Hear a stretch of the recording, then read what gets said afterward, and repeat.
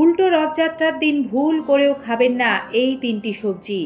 আগামী 5ই জুলাই শনিবার 2025 শ্রী শ্রী জগন্নাথ দেবের উল্টো রথযাত্রা। সোজা রথের মতোই উল্টো রথযাত্রাও অতি গুরুত্বপূর্ণ ও পবিত্র একটি দিন। শাস্ত্রমতে শ্রী শ্রী জগন্নাথ দেবের রোষ এড়াতে চাইলে ভুল করেও উল্টো রথযাত্রায় এই বিশেষ কয়েকটি শাকসবজি একেবারেই খাওয়া উচিত নয়।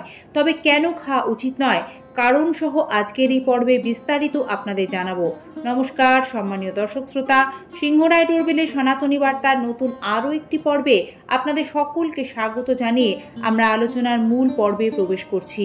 উল্টো রথযাত্রার বিশেষ দিনটি অতি গুরুত্বপূর্ণ। এটিও সোজা রথের মতো স্বয়ংসিদ্ধ দিন। শাস্ত্রমতে এই বিশেষ দিনেও আপনি যে কোনো শুভ কাজের সূচনা করতে পারবেন। গৃহস্থের কল্যাণে এবং শরীর স্বাস্থ্যকে ভালো রাখতে বিশেষ তিথিগুলিতে কয়েকটি নিয়ম হিন্দু সনাতন ধর্মে পালন করার কথা বলা হয়, আর তার মধ্যেই খাদ্যের এই বিধি ও নিষেধ। বন্ধুরা, উল্টো রথযাত্রার দিন শাস্ত্রমতে কোন খাবারগুলি নিষিদ্ধ অর্থাৎ খেতে নেই এবং কেন খেতে নেই। রথযাত্রা এক ঐতিহ্যবাহী পবিত্র উৎসব। এই উৎসবের মূল আচার শ্রী জগন্নাথ বলরাম সুভদ্রাকে বিশাল রথে করে নিজ মন্দির থেকে তাদের মাসির বাড়ি গুন্ডিচা মন্দির পর্যন্ত নিয়ে যাওয়া হয়। এটি হলো সোজা রথ বা রথযাত্রা মহোৎসব। এরপর 7 দিন সেখানে থেকে উল্টো রথে আবার তারা নিজ মন্দিরে ফিরে আসেন। এই যে নিজ গৃহে ফিরে আসা, এটাই হলো উল্টো রথযাত্রা বা পুনর্যাত্রা। এই বিশেষ দিনটি এতটাই পবিত্র, এই দিনে শারীরিক ও মানসিক পবিত্রতা বজায় রাখার পরামর্শ দেওয়া হয়। বলা হয় উল্টো রথযাত্রার শুভ দিনে কিছু বিশেষ নিয়ম পালন করলে এবং খাদ্যাভ্যাসের এই বিধিনিষেধ মেনে চললে জগন্নাথ দেবের বিশেষ কৃপায় সারাটা বছর সুখ সমৃদ্ধি লাভ করা যায়। উল্টো রথের দিন ভগবান জগন্নাথ দেবের পুনরাগমনের শুভ মুহূর্ত। এটি শুধু ধর্মীয় অনুষ্ঠানই নয় বন্ধুরা, এই বিশেষ দিনটি আমাদের জীবনে সুচিতা, নিয়ন্ত্রণ ও আত্মশুদ্ধির এক পথ নির্দেশ। তাই শ্রী শ্রী জগন্নাথ দেবের কৃপা সারা বছর পেতে চাইলে এই দিন কিছু খাবার থেকে বিরত থাকা জরুরি, কারণ সেগুলির মধ্যে সেই বিশেষ তিথিতে অসুচি, রক্তচাপ, মানসিক ভারসাম্য বিঘ্নকারী এবং জ্যোতিষমতে নেতিবাচক শক্তিকে আকৃষ্টকারী কিছু বিশেষ খারাপ গুণ তৈরি হয়, যার ফলে সেগুলি সেই দিন অজান্তেও গ্রহণ করলে রোগ, শোক, দুঃখ, দারিদ্র্য, দুর্ভাগ্যে ভীষণ কষ্ট পেতে হয়। বন্ধুরা, উল্টো রথের দিন যে নিষিদ্ধ শাকসবজিগুলি ভুলেও কোনোভাবে কেউ খাবেন না, তার মধ্যে প্রথম ও অন্যতম হলো নিম, করলা বা যে কোনো তেতো জাতীয় খাবার।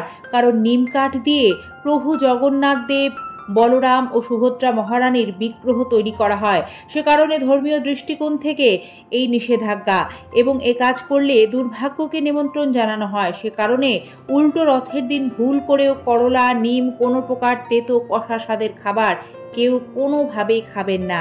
বন্ধুরা, শাস্ত্রমতে উল্টো রথের দিন দ্বিতীয় যে নিষিদ্ধ সবজি যা কোনোভাবেই খাওয়া যাবে না তা হলো পটল। কারণ স্নানযাত্রার পর যখন প্রভু জগন্নাথ দেবের জ্বর আসে তখন প্রভুকে পটলের বালিশ বানিয়ে মাথায় দেওয়া হয়েছিল। যেহেতু সে সময় তিনি পটলের বালিশ বানিয়ে মাথায় দিয়ে শুয়েছিলেন, তাই এটি সম্মান জ্ঞাপনেরও একটি প্রক্রিয়া। সে কারণেই সোজা ও উল্টো রথ এই দুদিনই কিন্তু পটল খাওয়া একেবারেই নিষিদ্ধ। খেলেই নেমে আসবে রোগ, শোক, দুর্ভাগ্য। বন্ধুরা, উল্টো রথের দিন শাস্ত্রের নিষেধ মেনে কলমি শাক ও পুঁই শাক একেবারেই মুখে তুলবেন না। বর্ষাকালে এই শাকগুলি খুব ভালো রকম পাওয়া যায় এবং অনেকে খেতে পছন্দও করেন।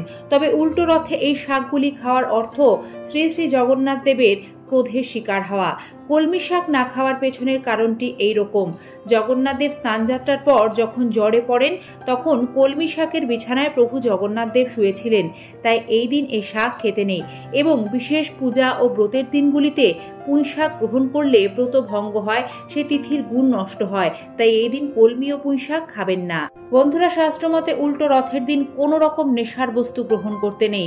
এই বিশেষ দিনে নেশার বস্তু গ্রহণ করলে গ্রহগত দোষ ত্রুটি তৈরি হয় এবং জগন্নাথ দেবের কৃপা লাভ হতে বঞ্চিত হবেন। সে কারণে এই দিন কোনোভাবে কেউই নেশার বস্তু একেবারেই গ্রহণ করবেন না। সুস্থ ও নিরোগ থাকতে এই নিয়ম পালন করুন। বন্ধুরা, আমিষ খাবার উল্টো রথযাত্রায় একেবারেই গ্রহণ করবেন না। এর পেছনের কারণটি এই রকম। শাস্ত্রমতে উল্টো রথযাত্রার দিন ভগবান শ্রী জগন্নাথ দেবের পুজোর বিশেষ আয়োজন করা হয়ে থাকে।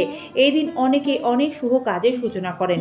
আপনি যদি এই দিন আমিষ আহার গ্রহণ করে শ্রী শ্রী জগন্নাথ দেবের পুজো করে নতুন কোনো কাজের শুভ সূচনা করতে যান তাহলে গ্রহগত বিভিন্ন দোষ ত্রুটি তৈরি হওয়ার ঝুঁকি থাকে এবং কোনো ভালো ফল লাভ করা যায় না, উল্টে হিতের বিপরীত হতে পারে। তাই নিজের কল্যাণের জন্যই এই দিন শাস্ত্রের এই নিষেধ মেনে চললে আপনি ভালো থাকবেন। বন্ধুরা, উল্টো রথযাত্রার দিন সম্ভব হলে বাড়িতে একটু ভোগ চালের অর্থাৎ গোবিন্দ ভোগ চালের খিচুড়ি তৈরি করে শ্রী জগন্নাথ দেবকে নিবেদন করুন তুলসীপত্র সহযোগে, এবং একটু ক্ষীর, মালপোয়া এগুলিও প্রভুকে ভোগ নিবেদন করুন এবং তা পুজো শেষে প্রসাদ হিসেবে গ্রহণ ও বিতরণ করুন। এতে গৃহস্থের কল্যাণ হয়। সবশেষে আপনাদের খুব সংক্ষেপে বলতে চাই, উল্টো রথ শুধুমাত্র একটি উৎসব নয় বন্ধুরা, এটি আত্মশুদ্ধি ও জগন্নাথ দেবের কৃপা লাভের একটি মোক্ষম উপলক্ষ। এই দিন কি খাবেন না সে বিষয়ে সচেতন থাকা মানে ধর্মীয় ঐতিহ্যের প্রতি সম্মান জ্ঞাপন, শরীর ও মনের ভারসাম্য রক্ষা এবং শুভ শক্তির আহ্বান। সে কারণেই উল্টো রথযাত্রার এই সকল বিধিনিষেধ পালন করুন, আপনি নিশ্চিত রূপে উপকৃত হবেন। জয় জগন্নাথ। শুভ উল্টো রথযাত্রা মহোৎসব। সকলে ভালো থাকুন।